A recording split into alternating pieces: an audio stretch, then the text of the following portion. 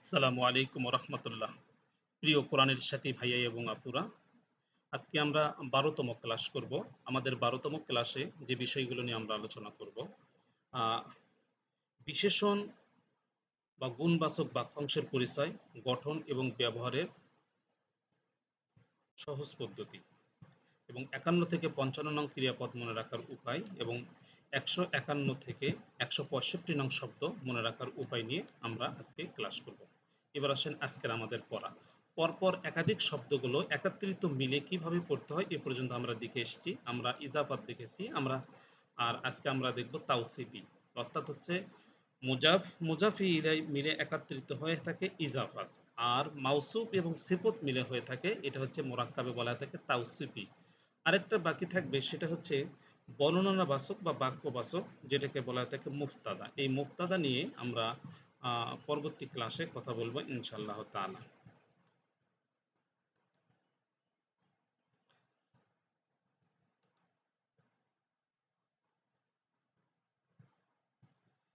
বিশেষণ গুণবাচক বাক্যাংশ তাওসিফি।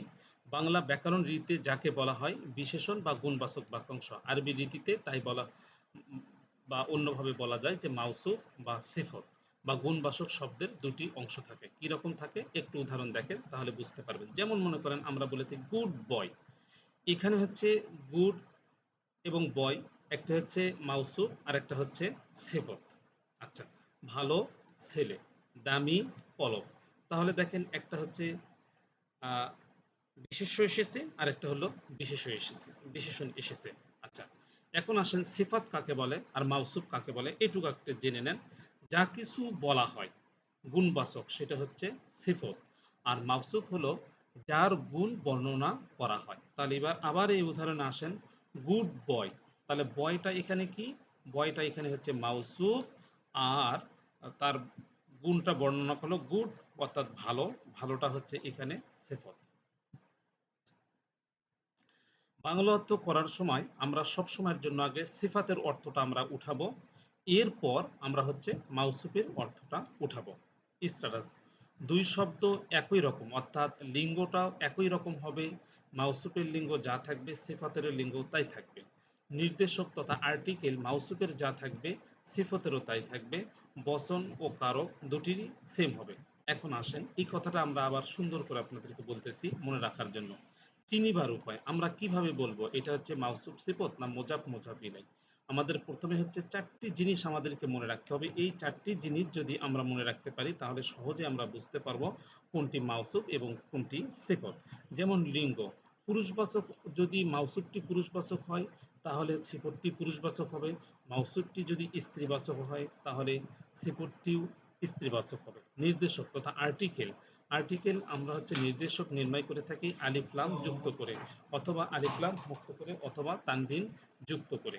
যদি আরটি মাউসুফটি যদি আলিফ লাম যুক্ত হয় তাহলে সিফতটি আলিফ লাম যুক্ত হবে, আর মাউসুফটি যদি আলিফ লাম মুক্ত হয় তাহলে সিফতটিও আলিফ লাম মুক্ত হতে পারে। আচ্ছা, বচন, মাউসুফটি যদি এক বচন হয় তাহলে সিফতটি এক বচন হবে। মাউসুফটি যদি দ্বিবচন হয় তাহলে হচ্ছে সিফতটি দ্বিবচন হবে। মাউসুফটি যদি বহুবচন হয় তাহলে সিফতটি হচ্ছে বহুবচন হবে। ইরাব, ইরাবের ক্ষেত্রে আমরা দেখব দুটি আরো ইরাব ইরাব গ্রহণ করবে। মাউসুফটি যদি জবর গ্রহণ করে তাহলে সিফতটি জবর গ্রহণ করবে। মাউসুফটি যদি জের গ্রহণ করে তাহলে সিফতটিও জের গ্রহণ করবে।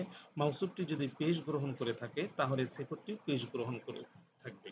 এখন এগুলোকে আমরা একটা শর্টকাট নিয়মে নিয়ে এসেছি, যেটাকে আমরা বলে থাকি GANY, জ্ঞানী। জ্ঞানী দ্বারা বোঝাবো জি দ্বারা হচ্ছে জেন্ডার, জেন্ডার মানে হচ্ছে লিঙ্গ, লিঙ্গটা হচ্ছে একই হবে। এতে বলবো আর্টিকেল, নির্দেশক, নির্দেশকটা হচ্ছে সেম হবে। এন থেকে আমরা বলবো নাম্বার, নাম্বারটা হচ্ছে এক বচন দ্বিবচন বহুবচন এটাও এক হবে। আই থেকে আমরা বলবো হচ্ছে ইরাব, ইরাবটাও এক হবে, অর্থাৎ জবর যে পেশ মাউসুফ যা গ্রহণ করবে সেফাতও সেইটাই গ্রহণ করবে।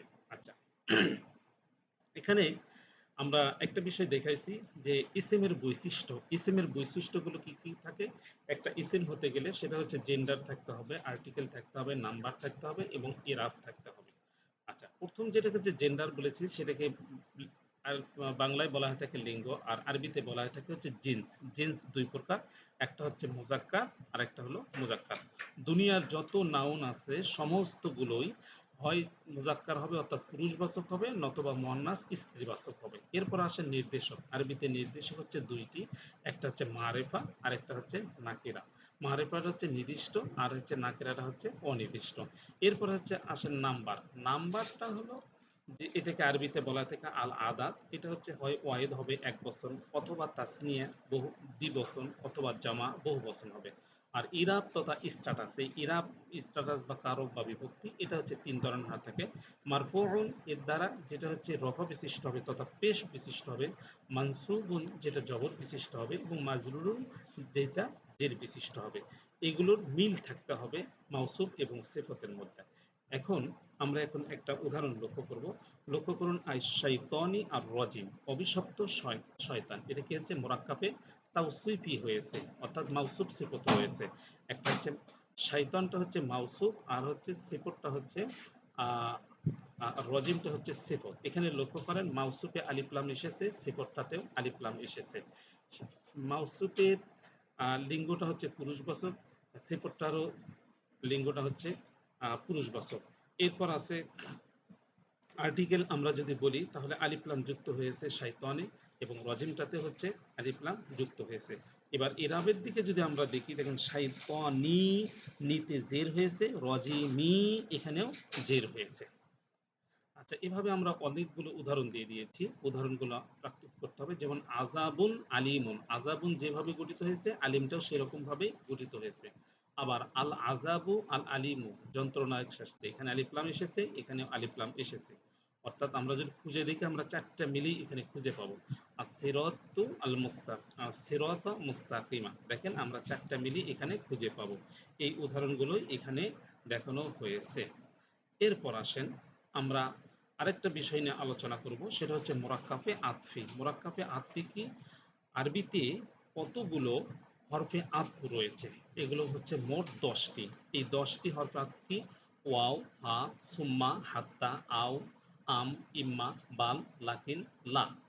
ওয়াও শব্দের অর্থ এবং, হা শব্দের অর্থ অতঃপর, সুম্মা শব্দের অর্থ এমনকি, আহ, হাত্তা শব্দের অর্থ কিংবা, আও শব্দের অর্থ কিংবা, ইম্মা শব্দের অর্থ হয়তোবা, বাল শব্দের অর্থ বরং, লাকিন শব্দের অর্থ কিন্তু, লা শব্দের অর্থ নয়।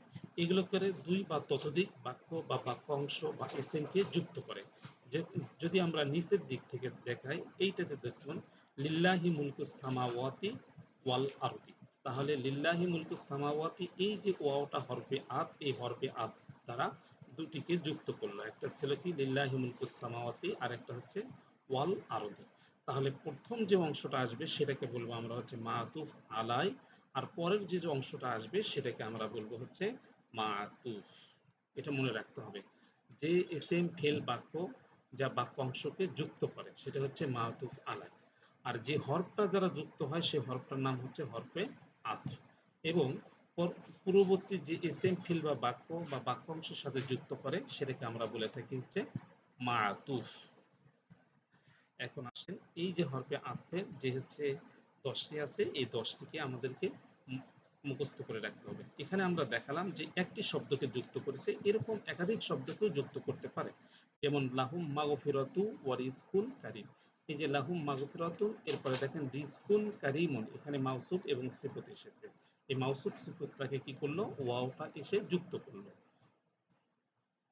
এজন্য এইভাবে আমরা দেখব দুই বা ততোধিক বা একাধিক অনেক শব্দকে এই হরফে আত্মগুলো যুক্ত করে থাকে। এরপর আসেন আমরা পরবর্তীতে কিছু নিয়ম দেখব যে মাউসুফ এবং সিফতগুলো একটা আয়াতে বা বাক্যে কতভাবে ব্যবহার হতে পারে এবং কি ধরনের হতে পারে। এক নাম্বার হচ্ছে আলিফলাম যুক্ত বা মুক্ত এক বচন বিশিষ্ট মুজাক্কার বা মুয়ান্নাস দুটি ইসেম পরপর উল্লেখ হলে। দুই নাম্বার, প্রথম শব্দ বহুবচন অথবা আকসামুন বা মাসাজিদুন এর ওজনে, আর দ্বিতীয়টি শব্দটি গোলতা বিশিষ্ট মুয়ান্নাস হলে। প্রথম শব্দ জমা তাকসির অনিয়মিত বহুবচন, আর দ্বিতীয় শব্দ গোলতা বিশিষ্ট হলে। আর প্রথম শব্দ আলিফলাম মুক্ত আর দ্বিতীয় শব্দ জমির বা তৃতীয় শব্দ আলিফলাম যুক্ত হলে। প্রথম শব্দ তা বিশিষ্ট মুয়ান্নাস আর তৃতীয় শব্দ দুনিয়া ওজনে হলে। এখন আসেন আমরা উদাহরণগুলো একটু দেখি। প্রথম এক নাম্বার আমাদের নিয়মটা ছিল আলিফলাম যুক্ত বা মুক্ত এক বচন বিশিষ্ট মুজাক্কার বা মুয়ান্নাস দুটি ইসেম পরপর উল্লেখ থাকলে। লক্ষ্য করুন, এখানে একটি আয়াত নিয়ে আসা হয়েছে, রব্বিজ আল হাজা বালাদান আমিনা।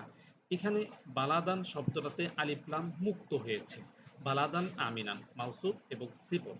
আবার বিসমিল্লাহির রহমানির রহিম, এখানে রহমান এবং রহিম দুটি আলিফ লাম যুক্ত হয়েছে, তাহলে বালাদান আমিনান ছিল আলিফ লাম মুক্ত, রহমান রহিম হচ্ছে আলিফ লাম যুক্ত। এরপর হচ্ছে বলতেছে যে একটা শব্দ দুটি হচ্ছে মুয়ান্নাস হতে পারে, যেমন আনতাকুনা তিজারাতান হাদিরা। এখানে তিজারা এবং হাদিরা দুটি হচ্ছে গোলতা বিশিষ্ট হয়ে এটা মুয়ান্নাস যুক্ত হয়েছে, অর্থাৎ মাউসুফ সিফত দুটি একই মতন হবে। ২ নাম্বার আসেন যে প্রথম শব্দ বহুবচন অথবা আকসামুন বা মাসাজিদুন এর ওজনে, আর দ্বিতীয় শব্দটি গোলতা বিশিষ্ট হবে। মনে রাখবেন, মসজিদুন আর আকসামুন শব্দ দুটি যেখানে আসবে এরপর যে শব্দটা আমাদেরকে নিতে হবে সেটা হচ্ছে গোলতা বিশিষ্ট নিতে হবে। যেমন ওয়া আকওয়াবুন, এই আকওয়াবুন শব্দটা লক্ষ্য করুন আকসামুন ওজনে, এরপরে তাহলে যে শব্দটা আসবে সেটা হচ্ছে গোলতা বিশিষ্ট হবে। দেখেন এসেছে মাউদু আতুন, এই শব্দটা গোলতা বিশিষ্ট হয়েছে। তাহলে আমরা অর্থ করব কি, সংরক্ষিত পান পাত্র, আকওয়াবুন পানপাত্র, মাউদু আতুন হচ্ছে সংরক্ষিত। ওয়া নামারিকু, দেখেন হচ্ছে ওয়া নামারিকু, এই যে মাসাজিদুন ওজনে এসেছে, মাসফুফা শব্দটি এসেছে গোলতা বিশিষ্ট, এবং সারি সারি গালিচা। আচ্ছা, ফিহা আজওয়াজুন মুতাহহারাতুন, এই যে ফিহা আজওয়াজুন মুতাহহারাতুন, আজওয়াজুন শব্দটা এসেছে আকসামুন ওজনে এবং মুতাহহারাতুন শব্দটা এসে গোলতা বিশিষ্ট হয়েছে। তাহলে মাসাজিদেন এবং আকসামুন শব্দের পর যে শব্দটি আসবে, মাসাজিদুন এবং আকসামুন ওজনে যে শব্দ হবে তারপরে যেটা আসবে সেটা গোলতা বিশিষ্ট হবে, এবং সেগুলোকে আমরা মাউসুফ এবং সিফত হিসেবে গণ্য করব। ৩ নাম্বার নিয়ম হলো জামা তাকসির, অর্থাৎ অনিয়মিত বহুবচন, যে বহুবচনের কোনো নিয়মিত হয় না তাকে জামা তাকসির বলা থাকে। আর দ্বিতীয় শব্দ গোলতা হবে, যেমন সুহফাম মোতাহারা, এখানে সুফামটা হচ্ছে অনিয়মিত বহুবচন, তারপরে এসেছে গোলতা বিশিষ্ট, সুতরাং এটি মাউসুফ এবং সিফত। সুরুরুম মারফুয়া, ফিহা সুরুরুম মারফুয়া, এটি হচ্ছে অনিয়মিত বহুবচন, এরপরে এসেছে গোলতা বিশিষ্ট শব্দ, সুতরাং এটি হচ্ছে মাউসুফ এবং সিফত। ফি সুহুফিন মুকাররমা, এখানে সুহুফিনটা আসছে অনিয়মিত বহুবচন, এরপরে এসছে মুকাররমাতুন গোলতা বিশিষ্ট। এমনই হবে আলা সুরুরিন মাউদু না। ৪ নম্বর নিয়ম যেটা বলা হয়েছে, প্রথম শব্দ আলিফ লাম মুক্ত আর দ্বিতীয় শব্দ জমির এবং তৃতীয় শব্দ আলিফ লাম যুক্ত। আচ্ছা, তাহলে প্রথম শব্দ আলিফ লাম মুক্ত, দ্বিতীয় শব্দ জমির এবং তৃতীয় শব্দ আলিফ লাম যুক্ত। যেমন রব্বিহিল আলা ইল্লাবতিগা ওয়াজহি রব্বিল আলা, তার মহান পালনকর্তার সন্তুষ্টির প্রত্যাশা। তাহলে রব্বি এখানে হচ্ছে আলিফ লাম মুক্ত, এরপর একটা জমির এসেছে, তাহলে এই দুটা মিলে এখানে হচ্ছে মাউসুফ হয়েছে, আর আলা শব্দটা হচ্ছে সিফত হয়েছে। আবার আসেন রব্বুকুমুল আলা, রব্বু শব্দটা এখানে আহ, আলিফ লাম মুক্ত হয়েছে, তারপর একটা জমির এসেছে কুম, আর আলাটা হচ্ছে সিফত। তাহলে রব্বুকুম মাউসুফ, রব্বুকুম মুজাফি ইলাই এখানে হয়ে গেছে যে মাউসুফ, আর আলা শব্দটা হচ্ছে সিফত হয়েছে। বিরব্বিকাল কারিম, রব্বাকা, এখানে দেখেন রব্বিকা, রবটা হচ্ছে এখানে মুজাফ, কাটা হচ্ছে মুজাফ ইলাই, মুজাফ ইলাই মিলে এখানে মাউসুফ হয়েছে, কারিম শব্দটা হচ্ছে সিফত হয়েছে, বিরব্বিকাল কারিম। এরপরে ৫ নাম্বার নিয়ম যেটা আসছে সেটা হচ্ছে প্রথম শব্দ গোলতা বিশিষ্ট হবে, অর্থাৎ মুয়ান্নাস, আর দ্বিতীয় শব্দটা দুনিয়া এর ওজনে হবে। যেমন আল হায়াতা, এই শব্দটা গোলতা হয়ে মুয়ান্নাস হয়েছে, এরপরে দুনিয়া শব্দ এসেছে, আল হায়াতা দুনিয়া। আচ্ছা, তাহলে পুরো বাক্যটা কি ছিল, বালতু সিরুন আল হায়াতাদ দুনিয়া, কিন্তু তোমরা পার্থিব জীবনকে প্রাধান্য দাও। আচ্ছা, ফাকাদ ইসতামসাকা বিল উরওয়াতিল উসকা, এই যে উরওয়াত শব্দটা, এই উরওয়াত শব্দটা হচ্ছে মুয়ান্নাস হয়েছে, আর উসকা শব্দটা কোন ওজনে এসেছে, এই যে দুনিয়া ওজনে এসেছে। তাহলে প্রথমে যদি মুয়ান্নাস একটা শব্দ আসে গোলতা দিয়ে, তাহলে পরবর্তী যে শব্দটা আসবে সেটাকে দুনিয়া ওজনে নিতে হবে, তাহলে হচ্ছে মাউসুফ এবং সিফত হয়ে যাবে। আমরা ক্লাসে গিয়ে আমরা এর অর্থগুলো সহ আরো ব্যাখ্যা সহ আমরা বিশ্লেষণ করব ইনশাআল্লাহ তাআলা। সকলেই ক্লাসে আসার পূর্বে এই ভিডিওটি কয়েকবার দেখে আসবেন। আসসালামু আলাইকুম ওয়া রাহমাতুল্লাহ।